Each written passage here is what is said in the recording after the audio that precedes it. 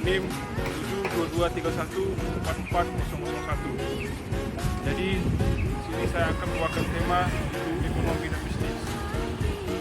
Jadi kita tahu bahwa ekonomi dan bisnis saling berkaitan. Pasti teman-teman sekalian tahu apa itu ekonomi.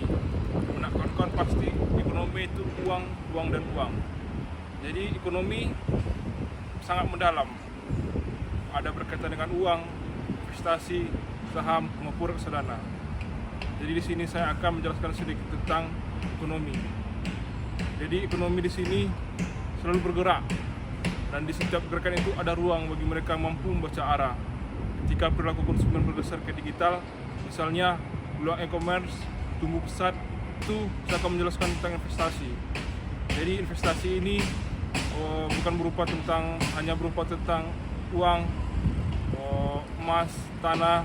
Jadi di zaman sekarang ini bisa berupa tentang saham, atau pada saat sekarang ini dikaitkan dengan seperti investasi saham di suatu PT.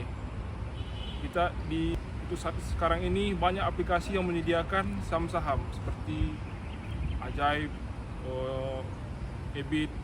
Teman-teman juga bisa belajar bagaimana cara men-track, bagaimana caranya untuk melakukan investasi tersebut, bagaimana cara membuka peluang, dan bagaimana caranya untuk melakukan investasi yang baik. Oke, sekarang ikan saham. Jadi investasi dalam saham ini bisa dibilang seperti hampir sama. Saham juga bisa kita beli, begitupun dengan investasi. Tetapi saham ini pembeliannya berupa seperti lot. Selanjutnya saya akan menjelaskan tentang bisnis. Jadi kalau bicara tentang bisnis, pasti kawan-kawan sekalian yang tahunya tentang bisnis, yaitu perusahaan, pengusaha, memang betul. Jadi di sini bisnis sangat penting di era-era saat sekarang ini. Kita sebagai pebisnis atau dibilang sebagai pengusaha sangat memerlukan partner atau teknologi dalam melakukan bisnis tersebut.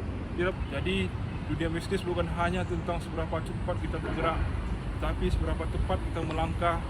Kita tidak perlu menjadi yang paling besar, tapi kita hanya menjadi yang paling relevan. Di dunia bisnis atau pengusaha juga kita harus mempunyai mentalitas yang kuat. Kita harus siap hancur, kita juga harus siap untuk naik. Oke, dalam dunia bisnis kita tidak boleh serakah.